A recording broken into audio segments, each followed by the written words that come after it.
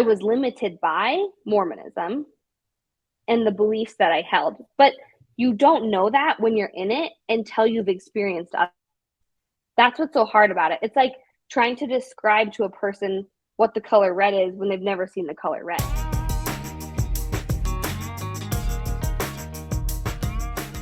Hey there, YouTube. Forrest, Latter-day Skeptic, here with a member of the Hansen family that you guys may not have seen yet, or I'm betting you haven't seen. It's actually my little sister, Mallory, who's, I think, coming from a unique perspective, and she'll talk more about that in a little bit. But yeah, I'll turn it over to you, Mallory. Yeah, like you said, I am your little sister. So I'm the second youngest out of the 8 of us, and I fall directly beneath you.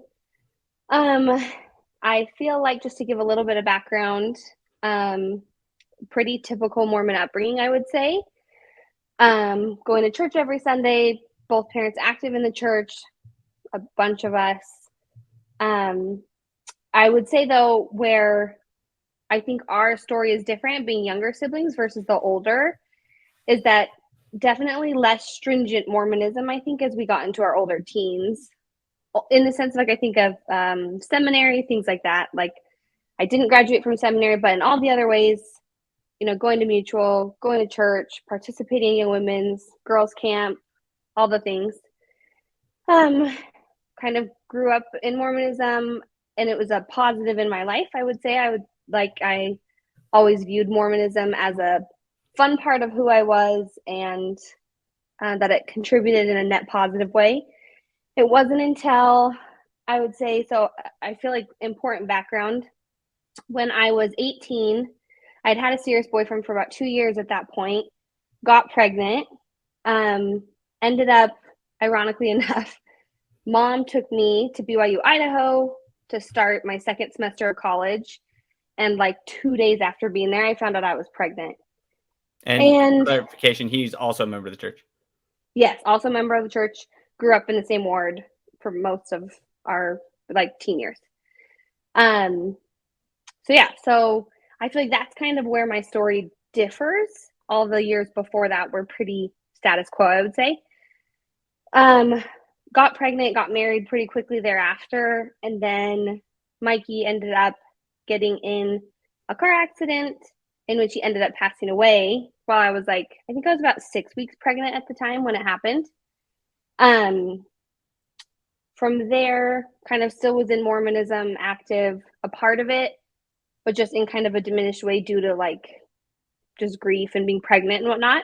And can I just Go ahead. pause for 1 second of Yeah, oh yeah. I mean, I always am amazed by this, and I mean, it's horrible, and I feel, very horrible about it. But you were pregnant, married, widowed in in a what month. was it? In a month. To the day. And you were 18, 19? Yes. So I turned 19 right after, a month after he passed away. Yeah, it's just, So I feel like for the audience too, it's just it was rapid normal Mormon life, Mormon upbringing, even Mormon college. Like, you go into about to start a Mormon college, and then pregnant, married, widowed, 1 month. Yes. And obviously there's a lot of implications church-wise, and that's where you're getting into right now. Totally. Yeah. So I definitely think that would be the turning point in my Mormonism journey, is the rumblings of questions and doubts kind of started to creep in. And I think anytime you have major life events that can happen, especially with something like death, suddenly all my questions and my beliefs about the afterlife and about Mormon marriages and how eternal families work and all of that really suddenly became at the forefront of my life. And I was only 18 years old. It was I wasn't quite equipped for it, I don't think. Plus, on top of it, dealing with the grief, I don't think at the time I was ready to really delve in and address it. But definitely the rumblings, and kind of a foundation was being laid there, I would say. Then about 2 years later, I married my current husband, who also grew up Mormon in the same community as us, and comes from, I would say, a very traditional Mormon family.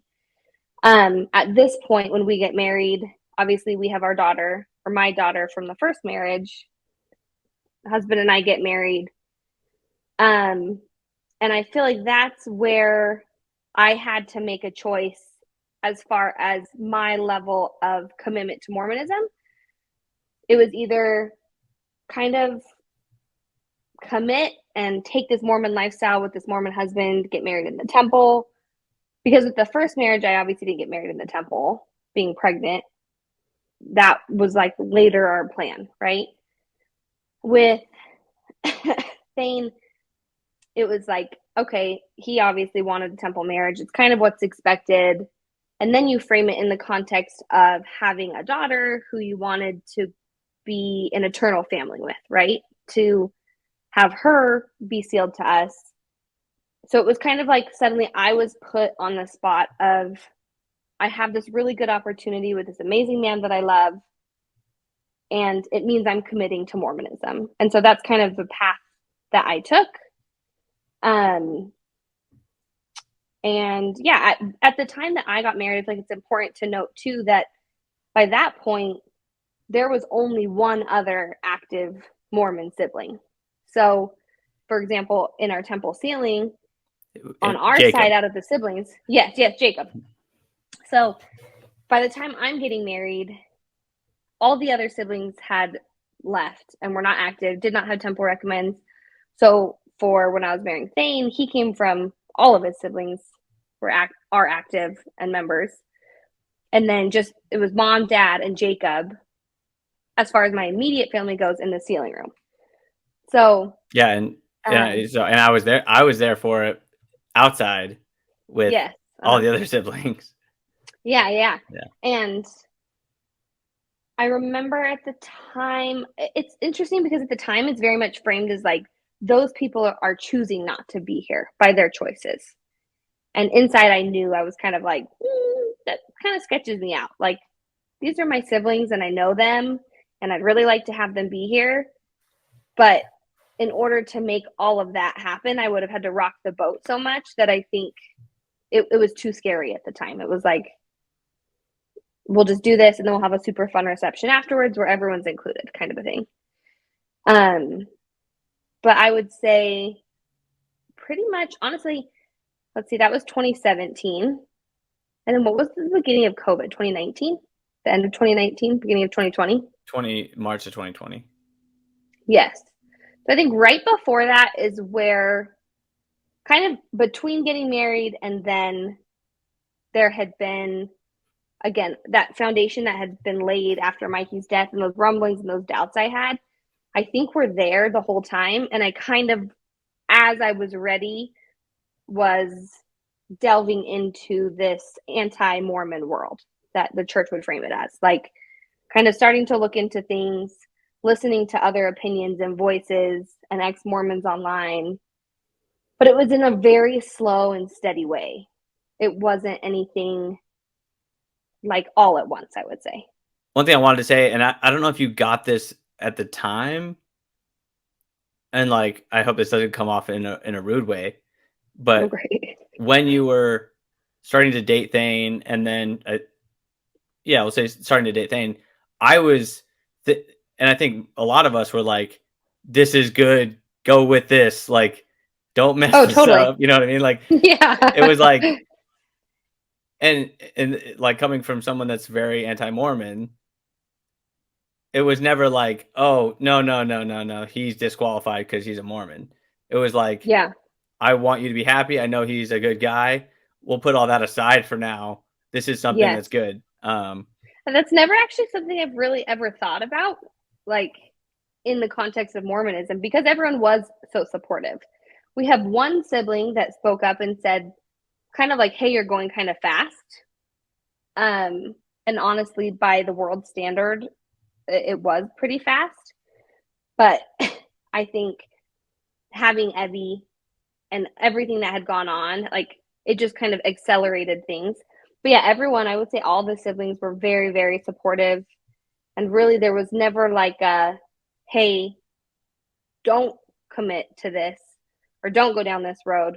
I think it was and even for me, it was never a question of like, don't marry this guy. It was more a fear of, hey, and I would say that his version of what he grew up with Mormonism was much more traditional than ours.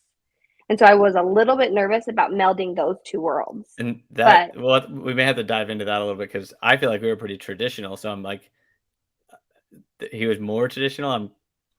But actually, wait, before we get into yeah, I that, think though, so. I will want to say that I grew up with Thane. You grew up kind of with Thane. So, like, Yeah, that gives you a jump start when you're talking about dating. It's like, we already kind of know totally. this guy's character. We know his family. We know a lot about him. It wasn't Yeah, like, yeah. hey, Mallory, are you sure you're going too fast because you should really get to know this guy? It was like, we know a lot about this guy already. Yes. Yeah, Um, so I think that's probably where some of the like speed came from. totally. Yeah. And really, truly, that just, even though I was so young still, having a daughter Oh yeah. and dating somebody, it was like I wasn't really just dating to have a ton of fun. I was really trying to move on with my life, you know? Yeah. Yeah. So yeah, are you able to describe?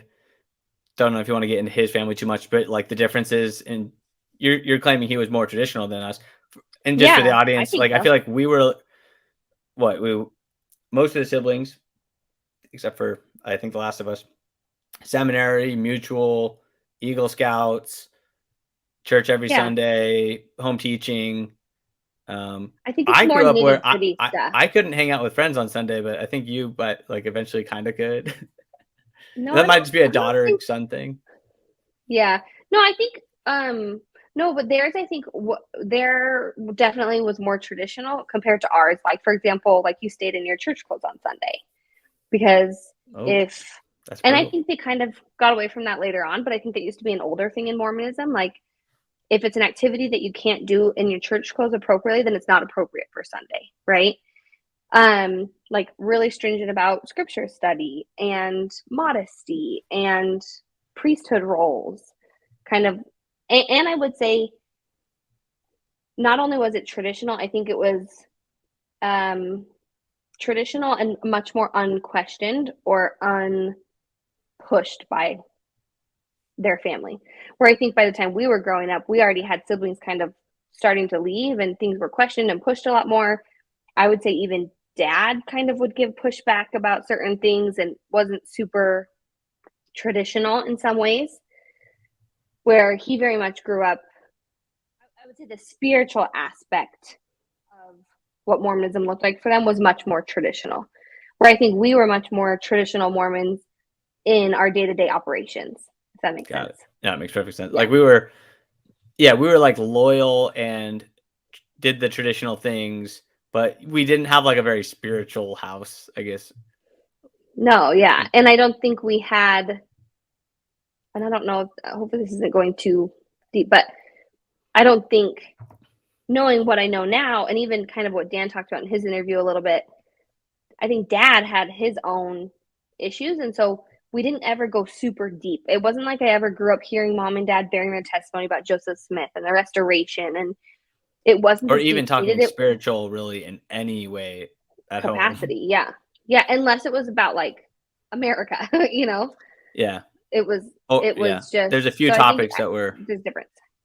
all right. So you mentioned that you slowly started to kind of dive into the anti-Mormon stuff, and I think that was around 2020 ish. I remember we'll bring up some bad blood a little bit for the Here we audience go. to enjoy it. So we Okay. got in a fight back then. I Yeah. remember it pretty well, and I'm assuming you probably remember some of it. Yeah. Uh, and we have honestly we haven't really talked about it too much. Um, so we'll see how this goes. But how do you feel like that fight went, and what do you think was my side, your side, what you were upset about? It's so to give a little bit of background and context, I remember a few months before this fight, and essentially what the fight was, if I remember correctly, was you really challenging me on. Often my answer would be like, Forrest, I know that's what the church believes, but look at how I live my life. Like, I know the church is against gay marriage and anti gay and all these things, but look how I live my life. So it was very much you holding me accountable for my association with the church and what the doctrine and foundational beliefs were. And I think at the time I was trying to say, hey, but trust me, trust who I am, and just let me have that. Give me that credit. Ignore this over here, which was the church. And interestingly enough, probably about 2 months before that, one of the brothers was at my house, and it was later in the evening. The kids were in bed. I think Thane was up in bed. And he had kind of approached me to be like, hey, he knew I was having doubts and issues. And he was like, hey, And can I do clarify? you I didn't know any. I don't know any of this at the time. Like yeah, honestly, no, I you didn't don't really know any of know. this. I'm like, am I a total believer? I have no idea. Yeah, I think I kind of was a question mark in a lot of people's minds because outwardly, the way my life was, again, I'm married in the temple to this very traditional Mormon man. We're having a bunch of kids. We are active. We have callings. I think at the time of our fight, I think we were both in stake callings. I was in the stake young women's. He was in the, I can't remember now where he was. Anyway, so this brother had said, kind of like, hey, do you feel like you can bring up your doubts? He was worried that I kind of was silencing him in fear of what Thane might say or think. And I remember saying to him, like, look, I have these doubts and these issues, but in Mormonism, especially at the place that we were and how our lives were so intertwined with it, it was like, this has big consequences. This isn't as simple as saying, like, hey, I don't believe, peace out. It's like, this takes a lot of deconstructing and having to pull through and figure out what this looks like in our day-to-day life, our marriage, how we raise our kids, all those things. So I was kind of trying to tell him, like, give me time.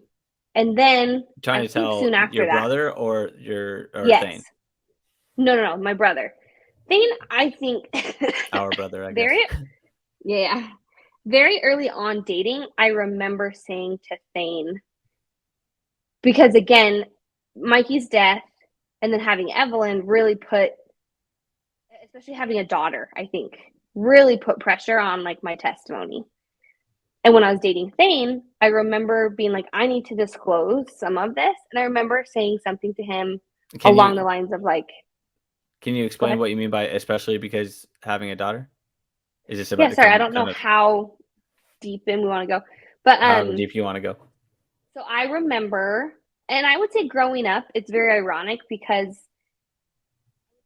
all four of the sisters are pretty strong-willed, opinionated, loud. And I think in Mormonism, women aren't women like that don't fit the mold. I grew up in Mormonism, happy and fine, but I definitely felt like often a square peg in a round hole. Even at girls' camp, even at these activities, they're mutual. I often felt like I was too much. I was too much of a version of myself for what a Mormon woman should be. Um, so I already had that kind of in me, and some teachings that had bothered me about the priesthood and women's roles, and this idea of a submissive, meek woman. I just didn't like that. Then having Evelyn and Mikey is dead, it came time for her baby blessing. And I was really bothered. And I remember bringing up to mom essentially concerns like, hey, I feel like almost the appropriate person to do the blessing would be me. I don't feel super comfortable after all I've been through to hand my baby to somebody else who has the priesthood for them to give this baby blessing. Like, who better than for me to do it after all we've been through? And so I remember joking, but I was dead serious. Like, why can't I say the prayer, the written part, and use the words, and you guys, with the baby blessing, they all circle around and hold the baby. I'm like, you guys can hold the baby and even open the prayer, because I think they use like a special phrase, like by the power of the Melchizedek priesthood or something like along those lines. And then I say the prayer portion. And I think mom kind of laughed it off and was always kind of like, Mallory, it was the same when I wanted to wear pants to church. It was like, we don't want to give the image that you want the priesthood, And I was like, well, but I really felt upset. I was like, I'm going to write the first presidency about this. I was so bothered by it. And I think that for me was a turning point. hey, wait a minute, I'm raising another strong little girl, and I don't want her to get this idea that she has to be submissive and meek or a lesser version of herself to be more worthy in God's eyes. And Did you write overall, the first presidency? no, I should have. I Okay, should yeah. have. And I should have pressed the issue more. I should have brought it up to Because leadership. honestly, I like, even if I was I was Mormon, I so feel bothered like, by him. is there a reason that you couldn't? It's just a gray area that no one Especially, wants to get into. yes. Well, and I had brought it up later, kind of down the road in the story. I brought it up later to Thane as a legitimate question of like, what? But people think you're crazy. They're like, that's just not how it works. That's not the You're a way it works. crazy That's not how blessing feminist. works. But I'm like, it it's not a saving ordinance either, which is important to note. I think it's not like baptism or your endowments where these are saving ordinances. A baby blessing is just a matter of putting the baby's names on the records of the church. So I really didn't understand why this was so out of the realm of possibility. But again, I just think I was dealing with so much, I didn't have the bandwidth or the capacity to really pursue it. So Jacob ended up blessing Evelyn, did a beautiful job, was super sweet, and reached out to me ahead of time to kind of see like what was on my heart that he should include. But it sent a very clear message to me at the time of the fact that it's like there is a very clear belief here that because I don't hold the priesthood, somehow my words and my prayers to God are less than. They're valued at less than compared to a man who has the priesthood. And that, especially when it came to my child, because it was only me. There was no, I mean, I had dad, I had Jacob, right? These priesthood holders, but her dad wasn't there. So it was like, I want to be taken seriously as her parent. However, because I'm not a man who holds the priesthood within Mormonism, I don't really get that. I have to defer to other people, which really bothered me. Yeah, it seems like these Yeah, are. I've heard other people say this, and I said it in a recent video of like, if you don't fit the mold of Mormonism, that's when the struggles become more clear. So it's like, if you totally. were were married, giving the baby breast blessing, you had a priesthood holder husband that was there, that was also the biological father. Like, these questions don't really come to the forefront as clearly. And then now you're Totally. in a Until they're unique challenged. situation, and now you're like, these things don't really fit the way that they're supposed to, and that's why you're like, I'll just bless the baby. It's like, it makes Yeah, it sense. It's was. like, And I, who's gonna bless my baby? The husband's not here, or yeah, the dad isn't here. Like, I'll bless the baby. And yeah, it's again, unfortunate that you couldn't. especially after all that had occurred. And I feel like it's interesting to note that, and again, oh, did I just mute myself? Sorry. Mm-mm. I feel like it's interesting to note that so because of getting pregnant, getting married, Mikey dying happened in such rapid succession, I had to then go through the repentance process with a bishop. But because of everything that happened, it kind of got put off to the back burner. And then eventually I was like, oh, hey, I think I have to, like, I'm supposed to talk to somebody about this. And the bishop at the time, luckily, was a very smart man and basically just said to me, like, hey, after everything that's happened, you're good. Like, you're. And that was it. And I was like, oh, okay, cool. Like, I was out of there. Like, okay. It was Nice. literally that simple. But it's interesting because it could have gone a very different way. But it's just, yeah, it's kind of funny and mortifying all at the same time that that was even a thing that was going on. But, Yeah, no, I mean, um, and now not seeing, or sorry, now seeing that bishops are not like given special guidance from God. It's like, good on the bishop for. Are you there?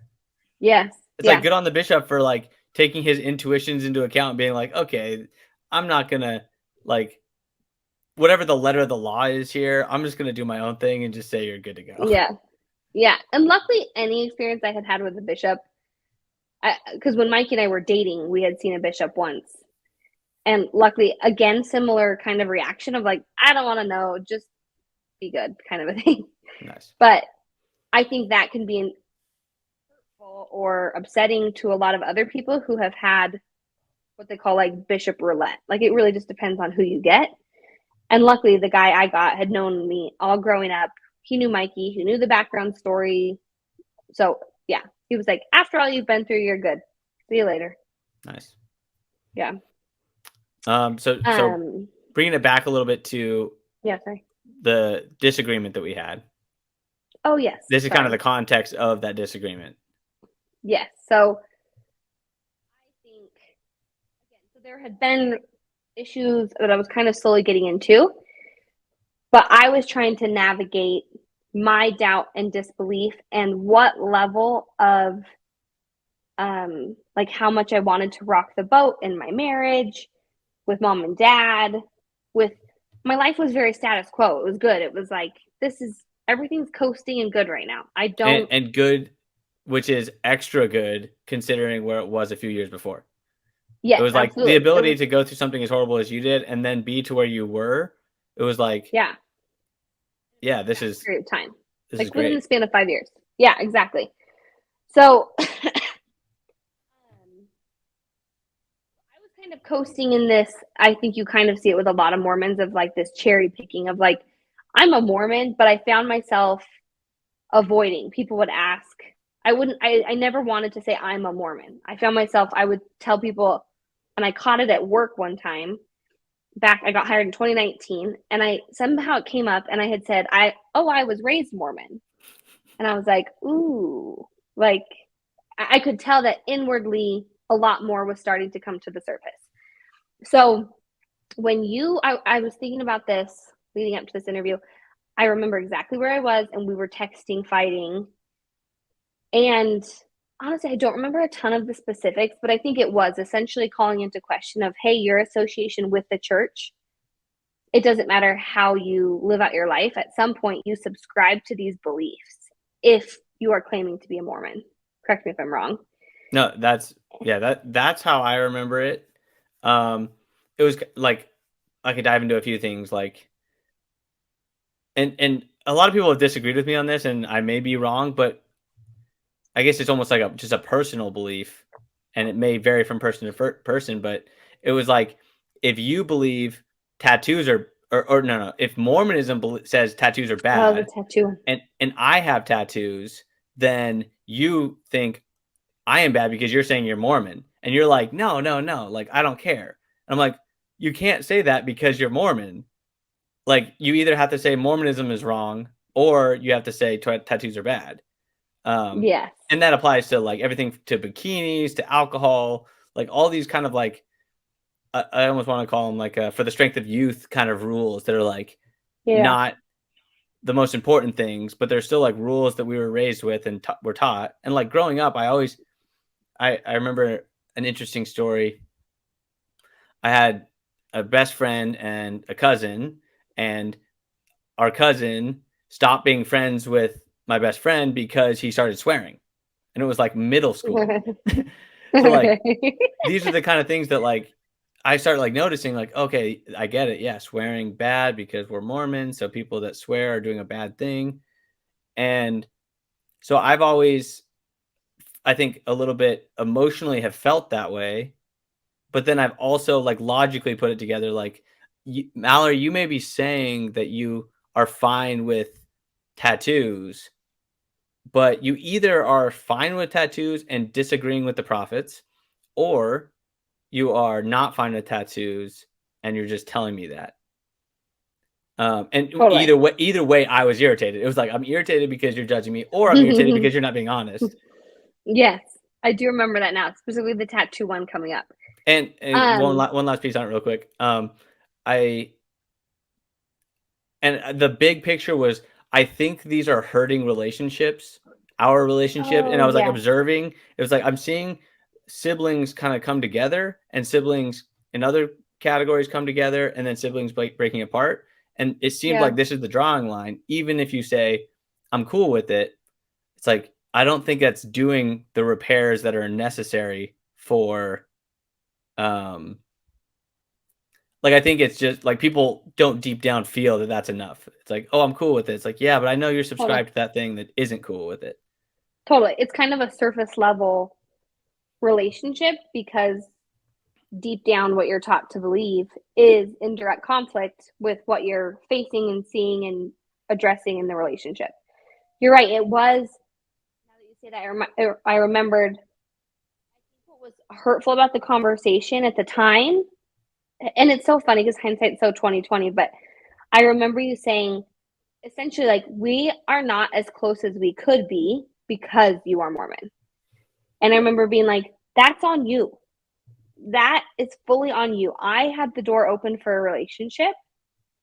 And looking back on it, I think there's a little bit of truth in each side in the sense that really truly as much as I could, the door was open. But the reality is I think you're correct in saying that I was limited by Mormonism and the beliefs that I held. But you don't know that when you're in it until you've experienced it. That's what's so hard about it. It's like trying to describe to a person what the color red is when they've never seen the color red. It's Yeah. like it's And just this tricky thing. And this is where I'll say I do think it's personal, or like it may not be everybody, but it may just be me. That I was like, I understand that the door is open and I want to have a better relationship, but your beliefs are just making it so I mean, it may have been like maybe I just needed more like direct effort. Like I just wasn't putting in enough effort, but it was like the Mm-hmm. naturalness of it wasn't happening. Yes. And again, that could have Well, been on me, and that probably was on me, but it was like that's just the way I felt deep down. It was like I have a hard time being around somebody that and again, this sounds very like black and white. It wasn't this bad. It was just like a subconscious thing that I was observing. And it wasn't just me, it was like our whole family. It seemed like, oh, those two are becoming close. Those two are getting further away. Like, and the dividing line was pretty obvious. And it was like, yeah. is this just a matter of like, oh, Mormons stick together? Or is it like something deeper, which I think it was something deeper. It was like, it kind of feels like how you get a little bit more distant with your parents as you get older because you start to hide stuff because they're not okay with it. So you have to like live part of your life outside of the view of your parents because otherwise Yeah. they're going to be upset. It's like rather than being totally open and transparent about everything, like even as something as simple as like I started swearing, and it was like I would text certain siblings and I would be able to say swear words. Other siblings, I'd Yeah. have to moderate my language. And it was like, Yeah. which siblings do you think I'm going to get closer with? And it Yeah. The just, ones you can be transparent with. yeah. And it wasn't anything that I was wanting or really that conscious of. It was just naturally kind of happening. Yeah. How we kind of gravitate. And I think that perspective is true on both sides in the sense that I remember feeling nervous to text of like, hey, we have this baby blessing. I'm like, I want my siblings to be invited. I want them to be included, but I know it's kind of uncomfortable for people. So naturally, I was gravitating towards the people who understood what my life was like as far as Mormonism goes. I also think there's like a logistical piece too, where, and it became kind of an issue that the further in you get, the more monopolized your time is. So even just trying to get together as siblings, let's say if it needed to be on a Sunday or a night that, Thane had a meeting or whatever it might be, oftentimes you're less available because you have so many other commitments to the church. And I think that sometimes could get in the way as well. And But yeah, go on. no, go ahead. Oh, I was just gonna say now Thane and I, and to give context, Thane has also left the church. That was And the is the spoil. You first just gave a sibling. spoiler for the story. It's going to be so good. Oh no. No, that's fine. Got it. But well, I feel like it's important to give context that now we look back and I realize that because I remember that fight feeling massive. I was really upset. I remember telling Thane, like, Forrest is being such a jerk. If he doesn't want a relationship, that's on him. I really, really remember thinking in the time, like, I don't understand how Forrest is coming to this conclusion. I genuinely don't.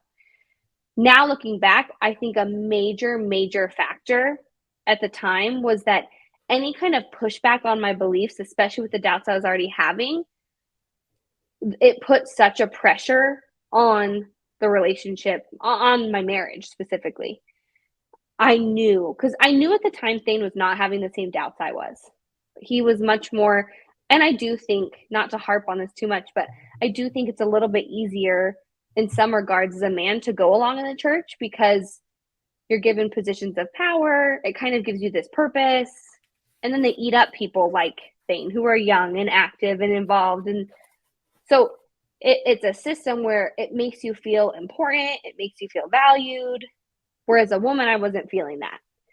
And so, anyway, so any kind of pushback from my siblings, I think I came back super defensive because I was really afraid of what bringing this all to light would do to my relationship with Thane and with my kids and mom and dad.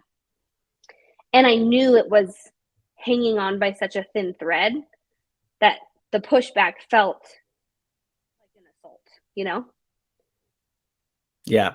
And yeah, so a lot of that obviously to me wasn't clear at the time. I had Totally. Yeah. It was all kind of in the background. I had some assumptions.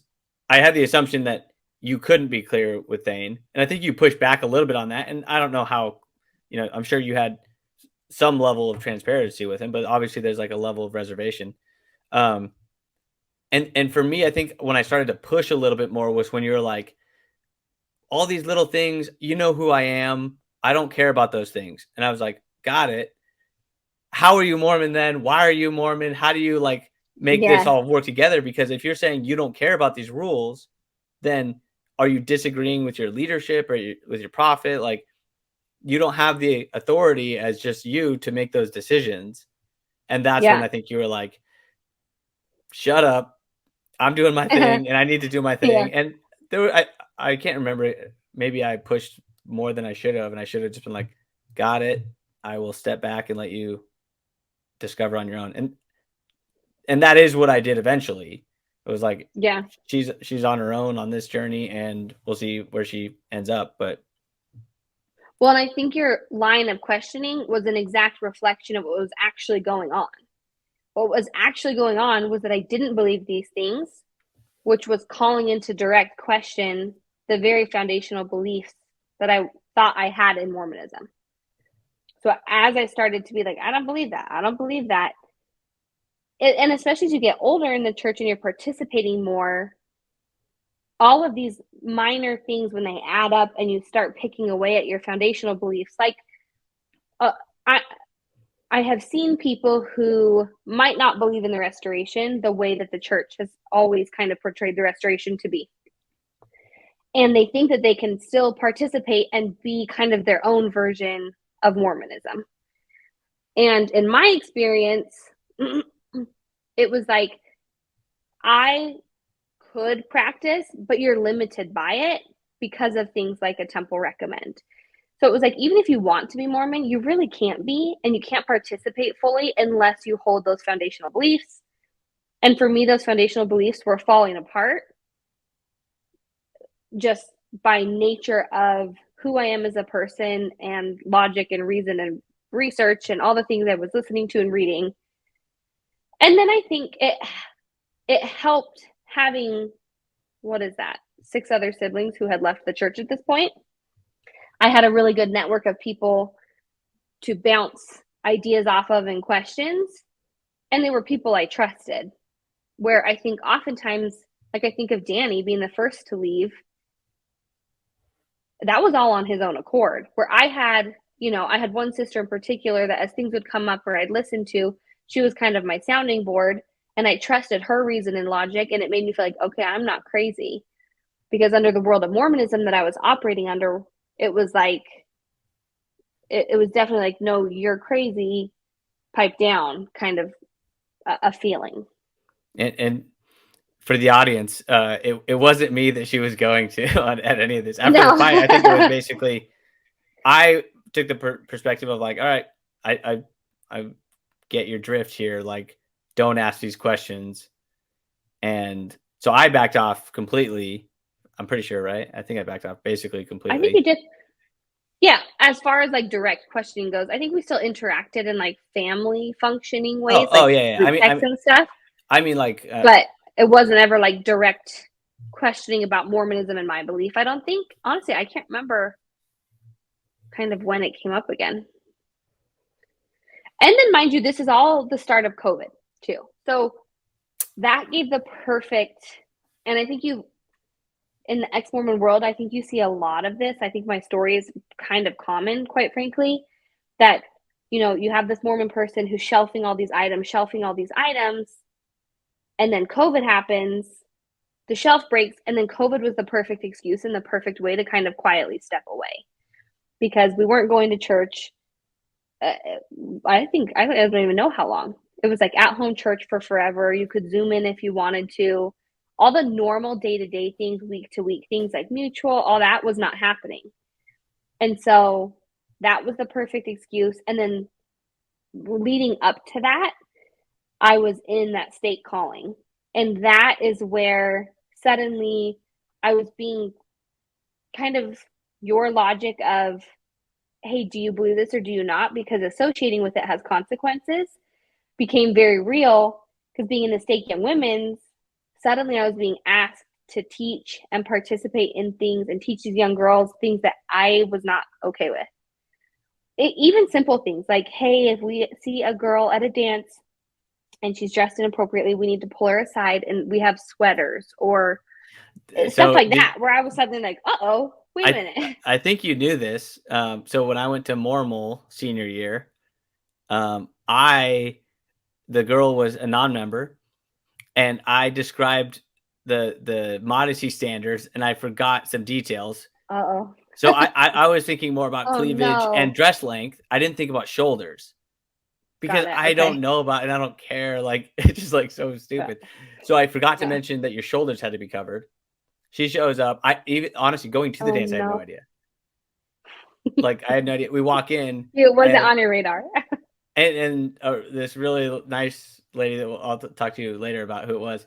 She walks up and addresses it and gives her like what is it, like a shawl or whatever to Yeah, wear, and sweater, she was shawl. Yeah. mortified.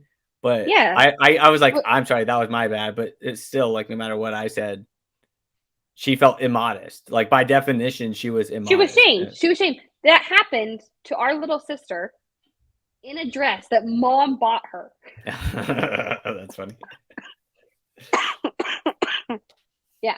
And she never went to a church dance again. I mean, Oh maybe wow. she didn't want to go anyway, but she Yeah, was. She yeah, was so mortified by it. She was like, I'm not doing that again. Why would I do that? yeah. So anyway, so being in the stake young women's, and I was just the secretary, but as they were planning stuff, and like I remember one of the ones was girls camp and the swimsuit issue that you have to wear a one piece at girls camp because it offends the priesthood, blah blah blah blah blah, right? Immodesty offends the priesthood. So I just said I ended up asking to be released. I was like, I can't do this because I was being asked to teach things to these young girls, and I was pretty young myself. I think I was only like 23 or something, that I just wasn't comfortable with, and it didn't. Suddenly, I felt incongruent and almost like I was losing a piece of my integrity because what I was believing at my core wasn't aligning with what I was saying I was believing anymore. And so that's, I think, when it came to a head. And yeah, I don't know if you want to get into like the specifics of leaving or. Well, I just want to say I've always actually wondered that because every time someone's like, Oh, "Oh, I'm a nuanced member," or like, you could like a lot of Mormons will be like, "You can totally be a member and not believe in this or that." I'm like, yeah, really? Well, how do you teach Sunday school when the lesson is on that? Like, I've always yeah, been curious about like I think people are being kind of disingenuous when they're like you're saying, you yeah. always have They the make it temple look super recommend easy. questions, and you always are in a calling, and so like it's not like you can just sit in the pews and you just go to church on Sundays like a normal Christian and go home. It's like they make you very active, and once you're active, everything from like home teaching lessons, like you're teaching these lessons that like if you're a nuanced member, it's like good luck being honest and or good luck Yeah, actually teaching what you're supposed to teach because totally. um, And it just depends. Because I think part of it now, what's happening is that they're so desperate to keep people in that they are a lot more flexible with things. For example, I had gotten my endowment out probably like 6 months before Thane and I got married, which is very uncommon. Typically, as a woman, you only get your endowment out if you're about to get married or going on a mission. I was neither. I think we might have, no, I don't even think we were engaged when I got my endowment out. So, pretty uncommon. I just felt like it was the right move at the time. I think I was curious. I think I wanted to show Thane this level of commitment. I get my endowment out. I wore garments for a little while. And then Thane and I got married, and I'm like, I hate these things. I'm not wearing these. Like, they are awful. They're uncomfortable, all the things. And I had a temple interview coming up, and I brought that up. I told him, like, I don't wear my garments. They're an issue. And basically, the leader at the time was like, that's between you and God. Like, I trust you in your judgment. Wow. And I expected a very different response. And again, it's that leadership roulette thing. But I think that's where you find these nuanced people kind of finding a more comfortable space, is because they have leadership who are just trying to find a way to make them comfortable so they stay, I think. And I think when that happened, I was secretly hoping he would say, like, kind of hold me accountable, because then I had an excuse to go back and tell people, like, look, this is what they told me. They told me I can't have the temple recommend. You know? Yeah. Dang it, I have to go to the temple. Well, I was. And yeah, it was just. Yeah, so I was just listening to a podcast. It was like, it's a pretty, I can't remember the name of it, but it's a decent sized like Christian podcast. And they were talking about Mormons, and they were going over the coffee issue. And they said that a lot of bishops will give temple recommends out to people that admit to drinking coffee. And they'll just say, okay, just stop doing that, but you're good. Here's the temple recommend. And then the people never stop. That's telling me that there are probably a number of Latter-day Saints who are getting temple recommends, because 40% of the millennials, 40% of the Gen Xers are drinking regularly, and alcohol. 30% of them, of both Gen X and millennial, 30%, 1 out of 3, and not have a problem in either not telling your bishop because they have an interview every 2 years, or I've heard of some bishops who are sympathetic. And so you say, yes, Bishop, I had coffee last week. I'm really sorry. I repent. Okay, just don't do it again. Here's your temple recommend card for 2 more years. And I mean, it makes sense to me, especially like stuff like this. It's like, yeah, what are they going to do? Stop giving out temple recommends to every Mormon that drinks a Starbucks once in a while? Like, good luck. Yeah. Well, and you have this weird system that it can either punish somebody for being honest, or you create a liar. Yeah. And it's kind of a weird, like, predicament to be in. But I also think the line of logic, I remember in one of my interviews, I had expressed concern and doubt. And he had essentially said to me, Mallory, I wouldn't take your temple recommend for that. If anything, you need to go more. The answer to my question and my doubt about Joseph Smith wasn't like, oh, you don't believe in the restoration, you shouldn't be at the temple. It was, no, you need to go more. Keep going, frequent. You'll find your answers there. And it was, luckily for me, it was like, I don't think so. I keep watching this video. I'm not getting answers. I don't get it. Like, but it was their way, I think, of justifying letting me have my recommend, even though by I think older standards, I would have had my temple recommend taken. Yeah. It starts to become like, what question can you, we'll get you to not go to the temple? Like, which one can I say no to and actually not go? Yeah, I'm like, please, just take it. So you brought up a couple times, like, Danny was the first to leave, and you have been the most recent to leave. Yeah. And you heard when I was chatting with Danny on the channel. Do you have any anything you want to talk about that's like the difference between leaving the Mormon Church, A, in his position as the first person, and B, you already talked about some of that, and then B, as like just the issues that were being brought up that made someone like Danny leave, 20 years ago, and then you leave recently? Yeah. Honestly, to kind of start off, Danny's interview was very interesting. I think Danny and I are 14 years apart, or somewhere right around there. I think that's about right. So when Danny left the church, I was still so young. listening to his interview, I had no idea the timing at which he left the church. I thought he had left. Essentially, he kind of committed and lost his testimony towards the tail end of his mission, if I remember correctly. Yeah. Growing up, I was always under the assumption, and I think it was kind of on purpose by maybe mom and dad, that he had left a lot later on, and it was by much outside influence. I don't think there was ever credit given to the fact that this was Danny's own decision, and he had made his mind up pretty young. And it seems like that's a super common. It's always like never their child's fault. It's always the devil influenced them through the, bad influences. Totally. And it's like totally. Okay, or he used his own brain. But I definitely think Danny was a pioneer in the sense that, like, in our family, where him and the next sibling down, who was a girl, when they left, I think they took the brunt of a lot of what you see and what you hear when ex-Mormons leave the church, of like losing their community, being ostracized by family, where I think by the time I left the church, it was almost old news. It was kind of like, as far as our family goes, our extended family, much of are not Mormon. Our siblings are not. And even our parents, I think, are a very different version of Mormonism or Mormons now than they were when Daniel left. And I don't know if a piece of that is just kind of like you live and you learn through each kid, or if it's like a conscious effort. But listening to Danny's story, I think he had a lot more outside pressure to stay than I did. I felt the opposite. I felt like I had outside pressure from the siblings to, I don't want to say that I had pressure to leave, but I definitely, I was literally pressuring you to leave.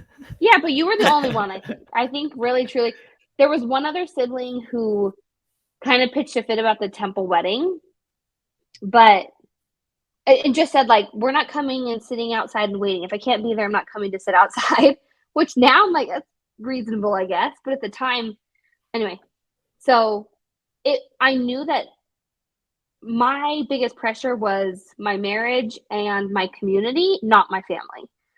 For Danny, it was very much his family.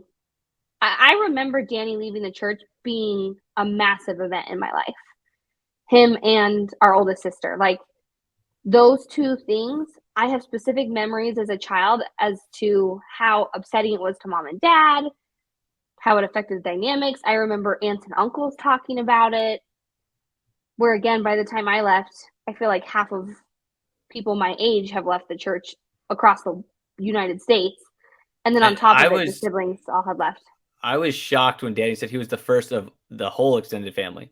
I'm like, still, I'm not sure if that's 100% right, but it's mostly right, at least. Yeah, well, I thought the same thing. And I think part of that is because I never had a clear timeline on when Danny had said, and I also give credit to Daniel that I had the luxury of, podcasts and YouTube and the internet and all these things. When Danny, if I remember correctly, he was like on his mission in Argentina, and just by living and studying the gospel was like, nah, like, this isn't what I believe genuinely. Where I think I had a lot more resources and it was still hard to come to that conclusion. I just can't imagine the pressure he was under. But still, I think it comes down to this piece of integrity of, at some point, it starts to feel like I'm giving away part of my integrity to say I believe this when I genuinely don't believe this. Yeah, like the whole pressure piece. I think if you value integrity, it's like that pressure piece. That pressure is like greater than all the other pressures, no matter what. Yeah, agreed. Like, yeah, I had outside pressures trying to keep me or take me out, inside pressure trying to keep me in, but like my own integrity was like the most pressure. Is like, I can't live with my own brain if, like, I'm not honest about the fact that I don't believe the stuff you guys are saying. Yeah, agreed. And not only, I know for me, that was also ultimately the breaking point was that who I was and what I was living were two different things that I didn't like that. And that I didn't have, if I chose to just stomach what I really believed, I would have no outlet to speak or question or have opinions, like within Mormonism. So I'd go to church, because inevitably I think you kind of see this kind of pattern with somebody leaving the church of like, you kind of start to leave, but then you delve back in, you try to recommit. And in that like recommitting process and really trying to, because their answer is if you're having doubts, you really need to be strict about living the principles of the gospel. So in trying to recommit and do that, all of a sudden I was just constantly being confronted with the things that bothered me and were a problem. And really it only made it worse. And I knew that if I were to not speak up and say I don't believe this, it meant a life of just stomaching and not ever being able to speak my mind. And ultimately I was like, I can't do that. No matter the cost. Okay, so yeah, you mentioned Thane, active believing member, and you're having all these doubts. How did you end up getting to the place you are now where you're both out? How did you navigate your own doubts while he was still a firm believer? So honestly, it it blew up one night. It just finally came to a head, and like you blew it up, or did he? No, I just blew it up finally. Okay. Instead of like slowly kind of peeling back the layers, I think I would say things kind of along the way of like, hey, I don't love that. He always knew that there were priesthood issues for me. He knew the story about Evelyn's baby blessing. But I would just say naturally he's a much more go along to get along kind of person. And so he just wasn't bothered by as much as I was. Well, finally one night, and honestly, I think it blew up because I was boiling. I had held it in too long. And then finally, and I chose the wrong moment to do it. I think we were fighting about something else. And I just unleashed and was like, laid it all out on the table. Initially, it was terrifying. Can you give a rough like left and right limit of where that was? Was like, I don't believe in God or Joseph Smith or anything, or was it like I don't like this priesthood issue? Like, oh what no, was no, like it was kind of the like limit? it was like I'm out. It was okay. It was essentially saying I had these doubts. My ultimate conclusion is I do not believe in Joseph Smith and the Restoration. I don't believe in the Book of Mormon. Therefore, I don't believe in Mormonism. Like, I don't want to go to the temple and pretend these things. I don't want to raise my daughter in Mormonism. I don't want my sons to go on missions. And just flat out laid it out essentially.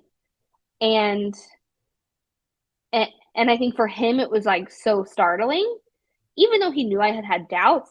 I think to hear it in such plain terms, and again, I chose the wrong moment. Full disclosure, we were already having some kind of argument, and it was my way to be like, whatever, we're already fighting. Like, let's just It's a horrible idea. do this. I know, it's terrible. It was terrible. And yeah, so the initial period of that happening was, and again, I think you see this where I was like, I'm out, I can't do this.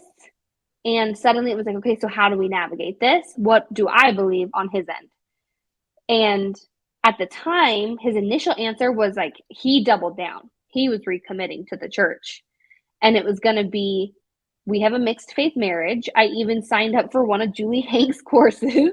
Oh, that's funny. And we did like a little course on what a mixed faith marriage looks like, blah, blah, blah.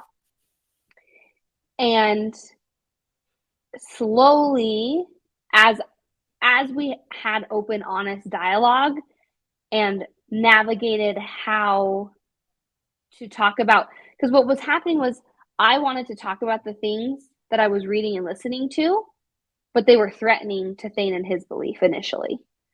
But as we were able to kind of navigate and open up and have honest dialogue without it feeling so personal, I think it opened the door to really him getting to evaluate his beliefs on his own. And I just think truly, I think Danny touched on this in his interview. I really think at certain times in our lives, certain things you hear or read hit you differently. And I knew, as bad as I wanted to secretly like force him out, I knew I couldn't. I was like, this has to be on Thane's own terms, his own belief, because otherwise he'll feel disingenuous to himself just like I was.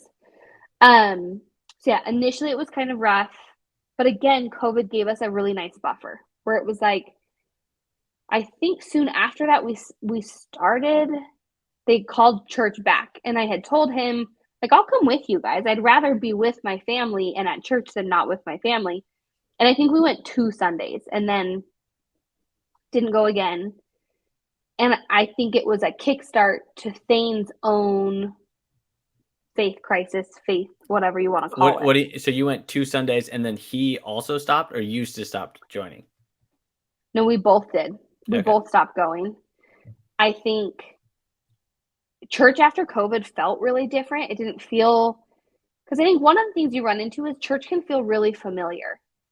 You know the music, kind of the way things go and the people there, and everybody sits in their own little pews. It's almost a comforting experience at times.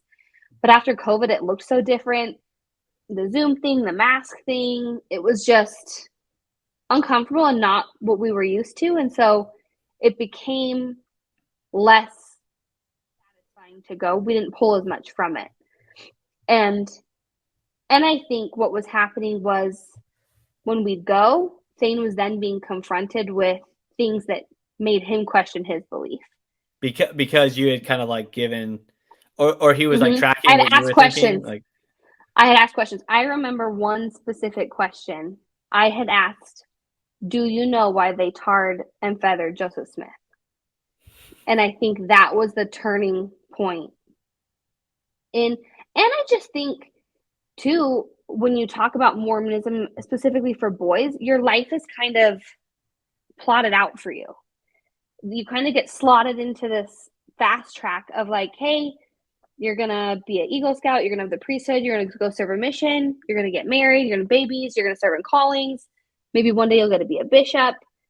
That I don't think Thane was ever given permission to stop and really get to say, hey, wait, what do I want? What do I believe? It was more just like, hey, a fast track. I was given a script and I'm living the script. yeah, and it's like once you're on the ride, it's like it takes effort to get off. Totally. It's like if you're doing your thing, it's like, man, this is working. I'm doing great. Why would I like slam on the brakes and go explore this unknown thing that's causes energy and also could just be for no good reason, and then I have to get back on my fast track and I'm behind. Like, totally.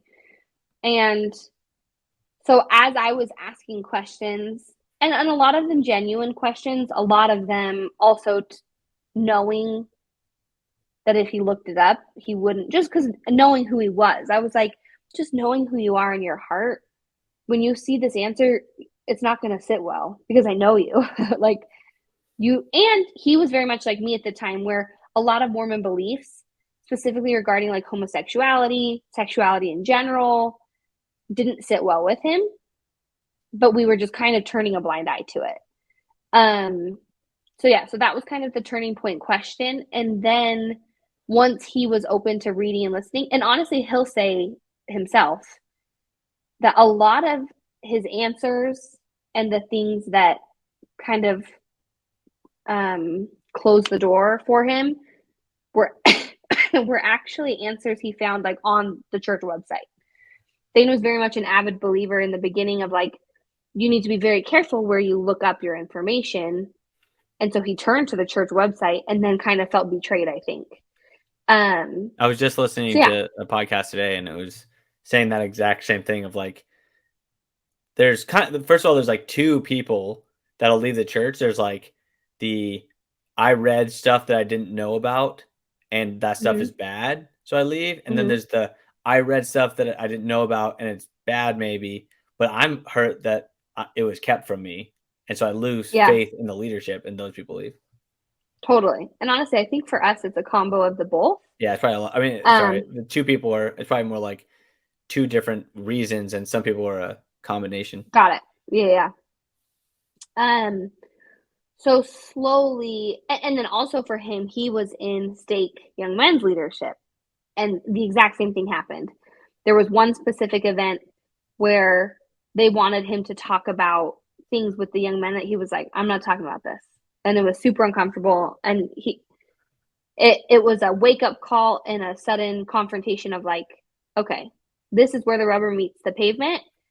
What do I do? And where are we going with this? So yeah, that's kind of the gist. And then as far as his was well, both of ours were a slow process, I'd say. I just revealed mine to him in a very sudden way, I would say. But yeah, he kind of slowly left. And again, COVID was our perfect opportunity that in a weird way, kind of double-edged sword where it wasn't like a statement like Thane and Mallory left the church because they stopped coming all of a sudden. Yeah.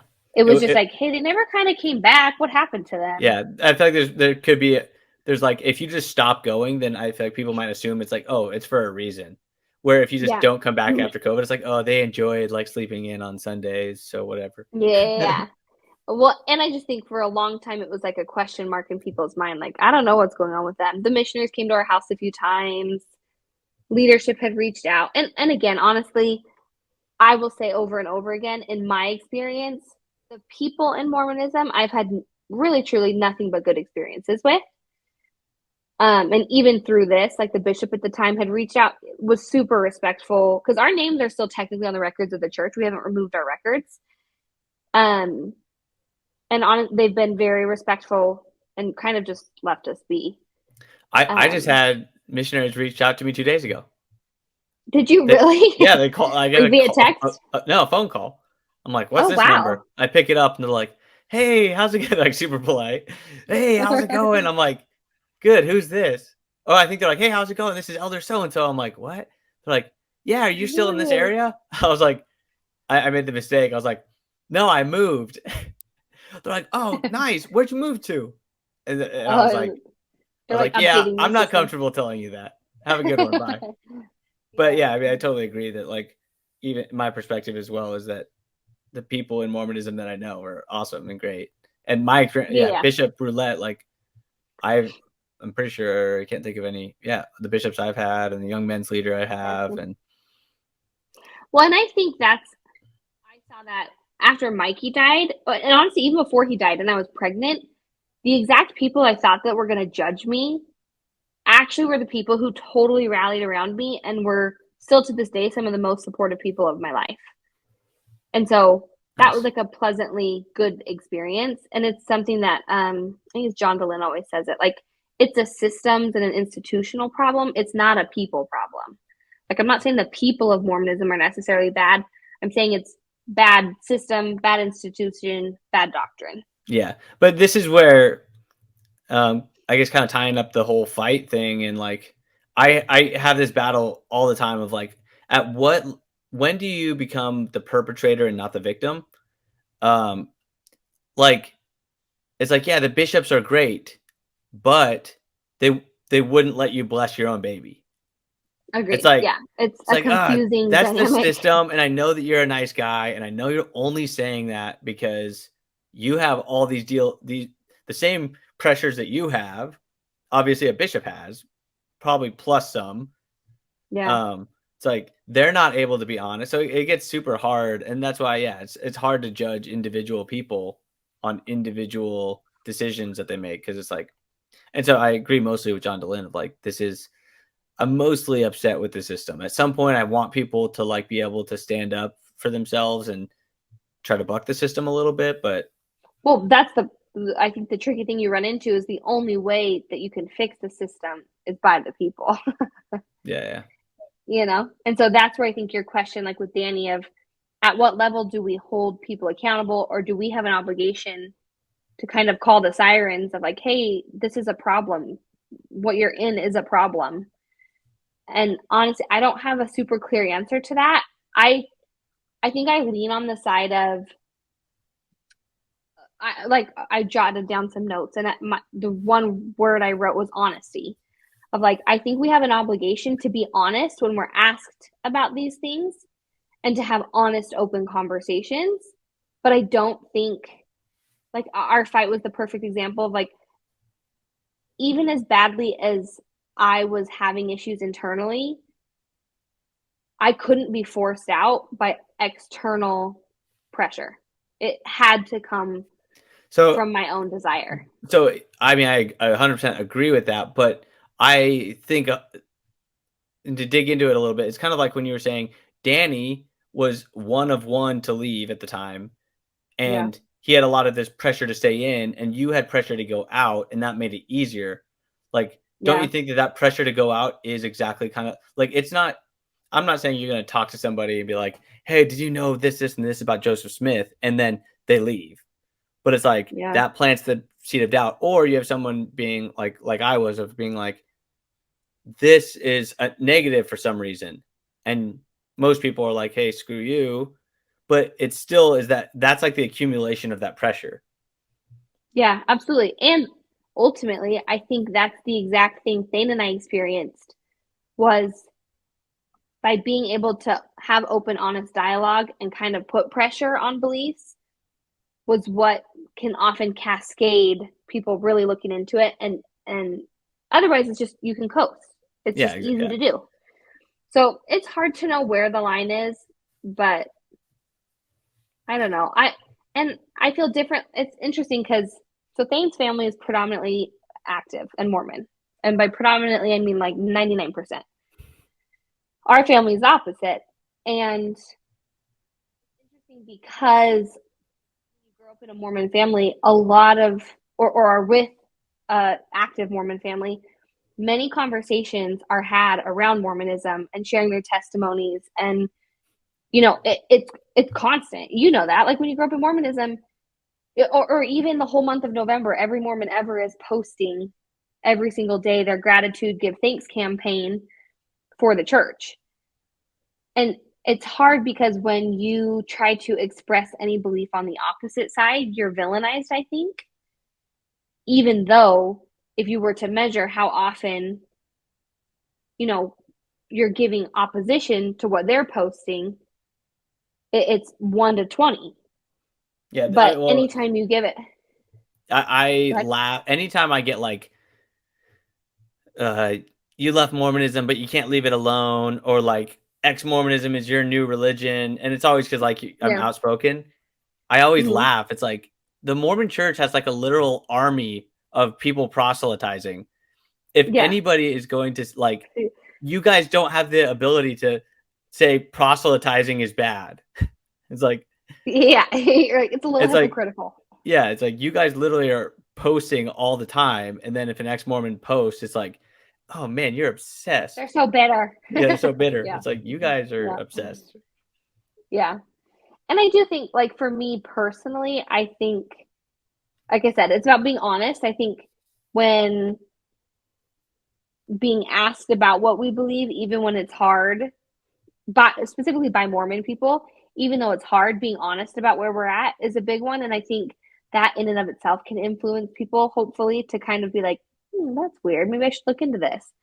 And the other thing is just blatantly standing up for what's right when you see, like, I think of an instance with us on Facebook, people posting things or hateful things about gay people or whatever it is. It's like, I think we do have an obligation at that point to speak up and say something when people are outwardly being hateful or intolerant Well, in the name of what's, Mormonism. what's crazy is this gets really complicated and gray really quick. Um, Here's a kind of a hypothetical, but also applies because we have these exact situations. But like, Mm. what do you do when one of your nieces and nephew is getting? We'll use the swimsuit example. They're being told that it's immodest to wear anything other than a one piece. Like, and this is, I'm not Yeah. saying going to the niece or nephew. I'm saying, do you ever feel like the pressure to be like, man, if I could only get you out of the church, then my nieces and nephew wouldn't be being told these stupid things. Yeah. Like, is there any kind of moral Well, obligation there that you ever feel? oh, absolutely. It's so funny. I was actually just thinking about this recently in regards to kind of a similar situation as to what you're describing. But for privacy's sake, I won't mention. But it's like I want to pull you aside to be like, hey, you really shouldn't be sending this kind of messaging to your kid. You're going to regret it later on. Like, I can guarantee you're going to regret this. But I was just literally just thinking about, like, do you do that? Do you call the person and have that honest, frank conversation? And again, when it comes to kids, it feels like it ups the ante a little bit. I'm more willing, I think, to have those hard conversations when I feel like it's going to affect like a younger, innocent person versus themselves. If it's like, okay, you're willingly subscribing to this and committing your life to this and going to live out the consequences of that, okay. But then suddenly when you start to see the next generation being affected by it, it's like, ooh, it's a tricky situation to be in. Yeah, and not just with the next. I actually want to talk about the fight one last time, one of our many fights, I'm sure. But I think that's kind of what was happening. It was like I was noticing these divides, and we were pretty close throughout high school, and I guess we could say before high school, but like high school, I feel like we were pretty close, and we were growing apart pretty rapidly, and there was a lot of logistical reasons for that as well. But it was like no longer if like, hey, I can just be honest with Mallory and when she asked me, but until then I won't say anything. Now it was like I felt like I identified what the source of the problem was, and if I didn't address it, then we were just going to continue on the trajectory that we were already on, which wasn't good. So like, I'm not completely going back to the conversation, but basically like, it doesn't just have to be off like kids. It's like whenever you see the negative effects, now the honest, like, I'm going to wait until they talk to me mentality starts to get called into question. Like, wow, now maybe I need to like push it into their face and be like, you're causing all these problems. Look, I'm going to tell you what you're thinking is wrong. Yeah, totally. Like that's like the arrogant way of saying it, but that's kind of like the way it feels. Yeah. And yeah, we have a lot of family situations where I feel that way. Absolutely. And I think it's interesting because I think I sit in a unique position where I see the way that you can do that and repair the relationship and be okay. Like, for example, in our family, Danny mentioned a lot, like, we're a pretty loud group who can get kind of intense and pretty quickly recover. You know, we have these intense conversations and we might disagree, but even like you and Jacob are a good example. But there's this repair process where I think where for us it feels a lot safer. But seeing it, for example, with a family who doesn't and isn't as comfortable with conflict, I think it can have a lot more massive repercussions, sadly. And I think people are afraid to do it because they're afraid of the fallout on the other end. Where it's like you can have 100%. these, and so that's where I think it comes down to, for me personally, Danny had mentioned kind of like a time and a place. I know you guys had mentioned, I think you were referring to me, siblings who were like, don't bring this up right now. Stop it. You guys are always talking about this. Stop causing fights. I don't know if it was it wasn't. There may be a couple. There probably is a couple of us. And for me, I definitely have felt that before. I think just recently you sent a text and I was like, okay, Forrest, grouchy pants. But ultimately it's kind of a time and a place, and it's never going to be a one size fits all rule on how to handle these situations. I think it's always going to be, there is no black and white. There's like a lot of gray, I think, in this area, in the sense that sure, it's black and white that we need to do what's right, but how to handle these situations and these relationships can get really, really muddy really fast. Yeah. Cool. I think we tackled a lot of that stuff. And I think the takeaway for me and most people would probably, this is actually hard. There aren't clear lines. Like people think that I'm like just tear it down always. It's like, of course I'm not that way. Like there's a time and a place. Some things I feel pressured to talk about and push, be a little bit more aggressive. Sometimes I'm like, not worth it. But I think both extremes are wrong in my opinion of like, I'm never going to talk about it because to each their own. And then I think the other side of like, I'm going to do everything I can to try to burn it down is also not the right approach. Yeah. Well, and I will say that I think these spaces and these conversations are super important. I think we err on the side of avoiding them, just in human nature and specifically in Mormonism, where I know for me, when I was questioning things, these were the spaces I was turning to hear people's thoughts and conversations, and it created a space that I felt like, okay, there are people out there discussing this, and so it does have an effect. And And so, I remember doing the same exact thing. It was like, I'm not a, or like, I thought I was the only one that felt that way. It's like so yeah, cool to hear somebody else saying the exact same things that I was feeling at the time. yeah. And I just think in this journey of like any kind of self betterment, that we should kind of constantly be pushing ourselves and our minds to question whether what we're doing, what we're participating in, what we believe. It's like this idea of constantly evolving. I think these conversations are important, and finding ways to sit with uncomfortable conversations. Like, I think leaving Mormonism has taught me a lot about it's okay to have a conversation and have somebody who might be questioning your beliefs or disagreeing with your beliefs, and for it to be uncomfortable and for that to be okay, and to kind of sit with that discomfort and find out why it's uncomfortable, and either accept where they're at or really reflect on your own belief. I actually think that being uncomfortable is actually the most important. It's like it's better than a normal conversation. Like a normal Yeah, conversation that you're not feeling uncomfortable, more than likely you're not getting that much growth. You're getting a lot of like confirmation. But totally. the conversations that you feel uncomfortable, it's like either you're having like a little bit of dissonance that you really hate, and so you're like, I'm out of here. I want Totally. to end this immediately. Or there's like maybe you don't feel as prepared as you should have been for the conversation. Like, and you're still like, I'm pretty sure I'm right here, but you're Yeah. right that there are some holes in my argument. Or yeah, like they're just pointing out like, I think I have the better argument overall, but like there's definitely some weaknesses that I need to work on. And I think recognizing that, like, as soon as you're like, wow, I'm uncomfortable, you can like kind of cue yourself into like, oh, this is like, why am I feeling uncomfortable? And this is my opportunity to grow right now. Yeah, absolutely. And again, it's so hard because it's almost like you have to experience it to trust the process. But the outcome, some of the most uncomfortable conversations I've had have produced the most growth, or have, you just have conversations, or even like a movie you see where you find yourself thinking about it for like days after.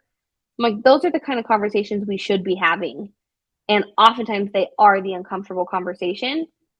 But to somebody who hasn't experienced that before, again, it's like trying to describe the color red. It's like, just trust that Well, and a if lot you of sit times, through it long enough, it'll pay out. yeah, a lot of times the uncomfortable feeling is like associated with you. It's like you're the bad person for making me feel uncomfortable. Like this conversation, I hate this.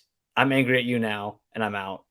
When it's like, no, really, you're feeling uncomfortable. Like you didn't do anything wrong. You're just expressing thoughts and ideas. Like it's my fault for Yeah. feeling uncomfortable.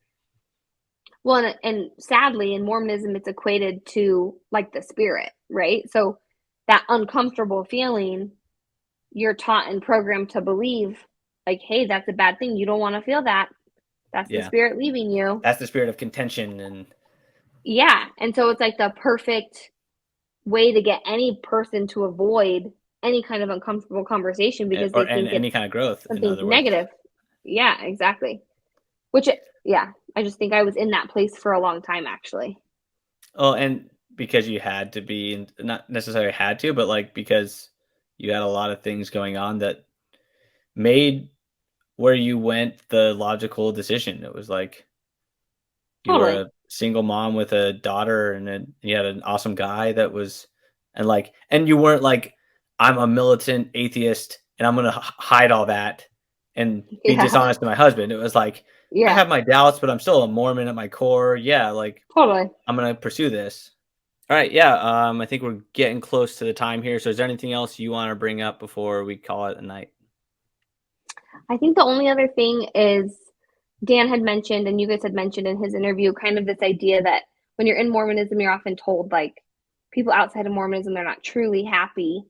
And just what a false idea that is. And, but what an effective scare tactic it was in my own life. I was so afraid that I was going to leave, my marriage was going to blow up, the rug was going to be pulled out from under me, it was all going to fall apart. Where I feel like really truly going through these hard years and, you know, deconstructing and rebuilding this house that is our family and what we believe has ultimately created such a happy outcome and such satisfaction and just general like gratitude for my life. And my life has become so intentional where I feel like reclaiming that intentionality over your own life is the best feeling in the whole world.